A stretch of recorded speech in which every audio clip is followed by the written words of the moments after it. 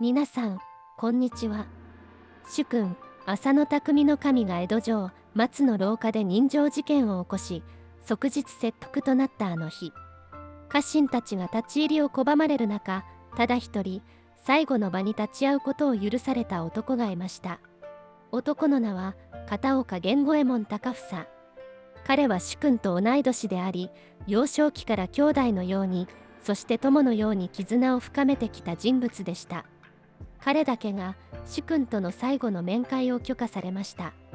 その時、二人が交わした言葉なき最後の別れとは。今日は片岡源五右衛門と浅野匠の神の最後の別れの物語をお届けします。忠臣蔵四十七士による吉良邸討ち入り。今なお語り継がれるこの壮大なドラマの原点には、一人の男の主君への深い情愛があった。男の名は片岡源五右衛門高房。四十七士の中心人物として討ち入りを果たした志士の一人である。片岡源五右衛門は幼い頃に片岡家の養子となり、わずか9歳で家督を継いで浅野家に仕えることとなった。その時出会ったのが後に赤穂藩主となる浅野匠の神長則である。二人は同じ年であった。主君と家臣という厳格な身分制度が存在した江戸時代において、この二人の関係は実に特別なものであったとされる。幼少期から共に学び、共に遊び、城内での日々を重ねていく中で、二人は主君と家臣という枠組みを超え、まるで兄弟か、あるいは唯一無二の親友のような強い絆で結ばれていった。二人だけの時には、長則様、高房と名前で呼び合う仲であった。成長した片岡は浅野の側近として小姓に抜擢される。浅野が江戸へ参勤交代する際にも常に身近に控え支え続けた。浅野にとって片岡は最も心を許せる家臣の一人であったと言えよう。そんな強い信頼で結ばれていた二人であったが、あまりにも唐突に、そして残酷な形で引き裂かれることとなる。元64年3月14日、幕府の重要な儀式が行われていた江戸城松の廊下にて前代未聞の事件が起こる。浅野匠の神が高家筆頭である吉良上野介に対し、いきなり脇差しを抜いて切りかかったのである。この間の遺恨覚えたるか。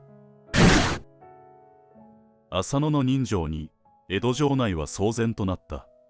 理由が何であれ、殿中かつ重要な儀式の場での人情沙汰は幕府の権威を揺るがす題材である。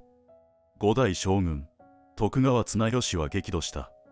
通常であれば綿密な取り調べが行われるべきところ、綱吉の意向により即日の浅野匠の神の切腹、そして浅野家のお家取り潰しという極めて異例かつ厳しい裁定が下されたのである。この時、浅野の身柄は直ちに江戸城から連れ出され、一関藩主田村右京太夫の屋敷田村邸へと預けられることとなった。一方、主君の人情沙汰の知らせを受けた赤穂藩の江戸下屋敷は大騒ぎとなっていた。殿が松の廊下で人情に及ばれた。相手は誰だ。即日切腹とはどういうことだ。家臣たちのある者は呆然自失となり、ある者は激高した。片岡源五右衛門もまた衝撃と絶望に見舞われた。同い年であり兄弟のように育ってきた主君が自分の知らないところで追い詰められ人情に及んだ。一目だけでよい。殿にお会いしたい。片岡をはじめとする数人の家臣たちはいても立ってもいられず田村邸へと駆けつけた。しかし浅野の家臣たちに対し田村家の役人の対応は冷たかった。家臣との対面など断じて許されん。門前で追い払われそうになる家臣たち。主君最後のその時に言葉を交わすどころか顔を見ることすら許されないのか。絶望が一同を包み込む中、救いの手を差し伸べる人物が現れた。切腹の副検視役として現場に立ち会うことになっていた岡戸伝八郎である。岡戸は浅野の取り調べを担当した際の吉良に遺恨あり、しかし上様のご処罰には決して依存はないという言葉を聞き、武士としての態度に深い感銘を受けていた。また吉良はお咎めなしというあまりにも一方的な幕府の裁定に疑問を抱き、浅野に同情していたのである。分かり申した。主従の城見るに忍びん。一人だけならば遠目からのお目見えを許可しよう。そしてお門は付け加えた。ただし条件がある。刀を持ち込まぬ無刀であること。そして決して声をかけてはならぬ無言であること。もし家臣が刀を持っていれば主君を奪還しようとする恐れがある。また声をかければ浅野が取り乱し切腹の場が混乱しかねないからだ。構いませぬ。それで殿にお目通りが叶うなら。片岡はお門に対し深く頭を下げ、自ら刀を置き一人屋敷の中に入った。春の兆しが訪れつつあるものの、冷たい風が吹き抜けるその場所に一本の桜の木があった。片岡はお門の指示のもと、その桜の木の下に静かにひれ伏した。息を潜め、じっと主君が通るのを待つ。動いてはならない。声を出してもならない。ただその姿をその目に焼き付けるためだけに。やがてしんと静まり返った庭に静かな足音が響いた。白装束に身を包んだ浅野匠の神が副剣士役のお門に付き添われ、切腹の場へ向かっていくところであった。その表情は死を覚悟した武士らしく、しかしどこか深い無念さを漂わせていた。浅野は桜の木の陰にひれ伏している片岡の存在に気づくことなく、そのまま通り過ぎようとした。長則様。声を出せない片岡は必死に心の中で主君に向かって叫んだ。だが浅野の視線は前方に注がれたままである。このまま通り過ぎてしまえば、これが一生の別れとなってしまう。その時であった。付き添っていたお門伝八郎がさりげなく浅野に声をかけた。浅野殿、あの桜の木をご覧くだされ。大変美しい花でございますな。浅野はふと立ち止まり、お門が示した桜の木の方へと視線を向けた。そこには必死に自分を見上げる家臣片岡源五右衛門の姿があった。幼い頃から共に育ち、誰よりも心を許してきた男、片岡源五右衛門高房。高房ではないか。